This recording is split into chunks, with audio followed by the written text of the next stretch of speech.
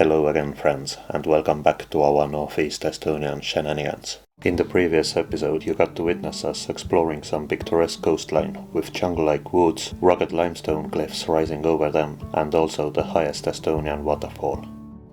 When we got done with walking, it was already an early evening, and we headed out for our next campsite.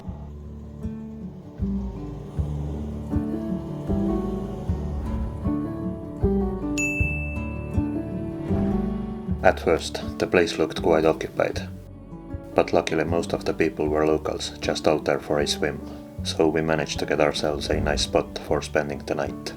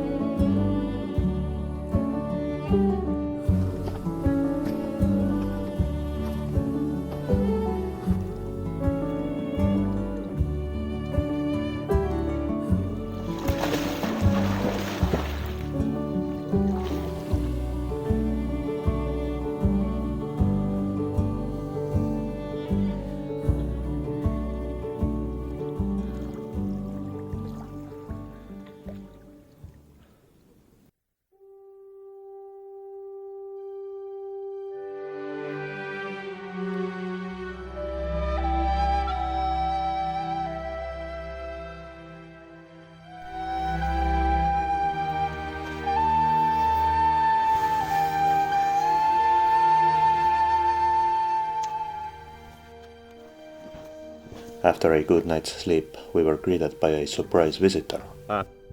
Liisa. Some degenerates had left a large pile of garbage in a hole near our spot, and that attracted the young folks.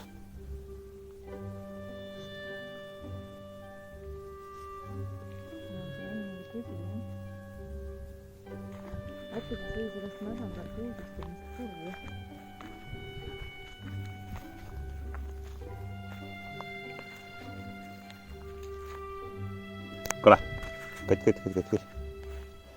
As we kept chewing the critter away, we got quite worried, as it would have been near impossible to fit all that crap into our car. But we didn't want to leave it there either, as we feared the silly pup could injure itself with some of the trash. Luckily, a Forest Service guy showed up to check on the camp spot with suitable vehicle and equipment, so the day was saved and we could proceed to our morning swim.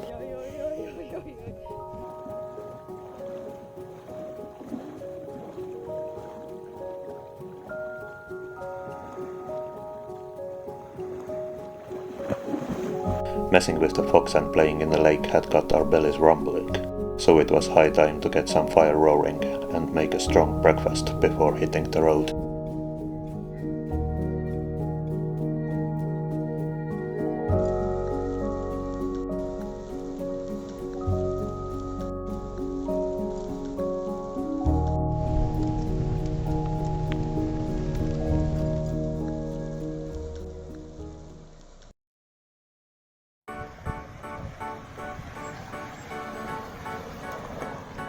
As we headed out, the clouds began to fade, the sun came out, and our spirits were high and ready for new antics. Our next drive took us a bit north and then east, all the way to the border town of Narva.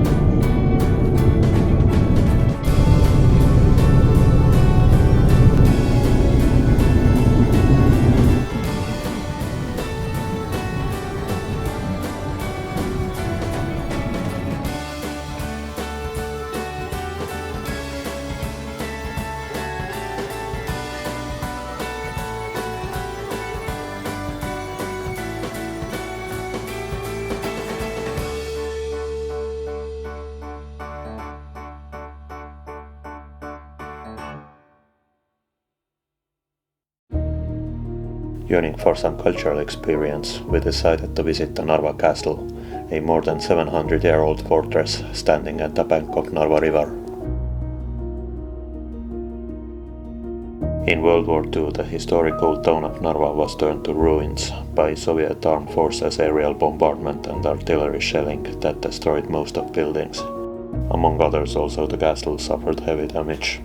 As of now, it has gone through decades of restoration, with final reconstructions resulting in what we see today, completed in June of 2020. Inside the castle there is a large and very cool museum that has an abundance of historical artifacts beautifully combined with modern means of presentation. But sadly, as there are restrictions for filming inside, you just have to take our word for it. Or better yet, check out yourselves when in Narva. Until then, we are more than happy to take you with us on our little stroll in town.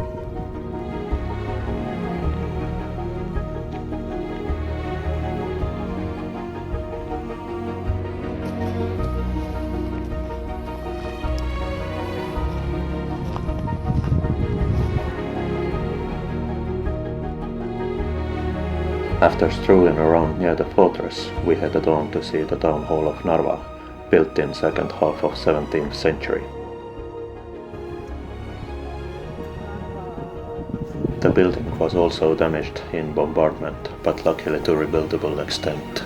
There is still quite some work to be done though.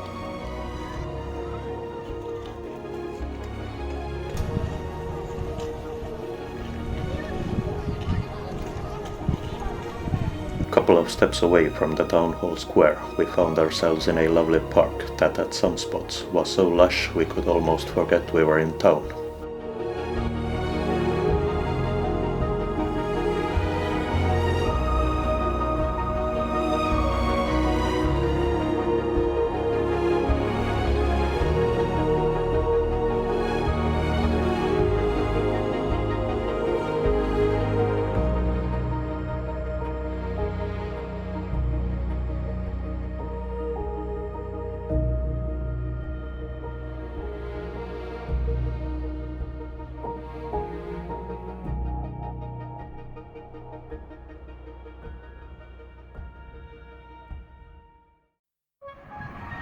At some point the hunger caught up with us and we seeked out a kebab and hookah joint with decent enough ratings.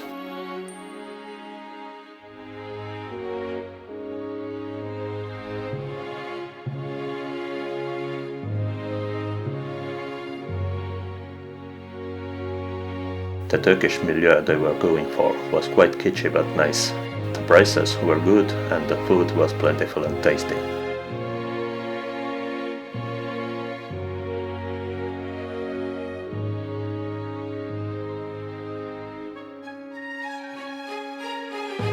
Being satisfied with our meal, we went back to Viduras, and being satisfied with our town trip, we set our course out of Narva.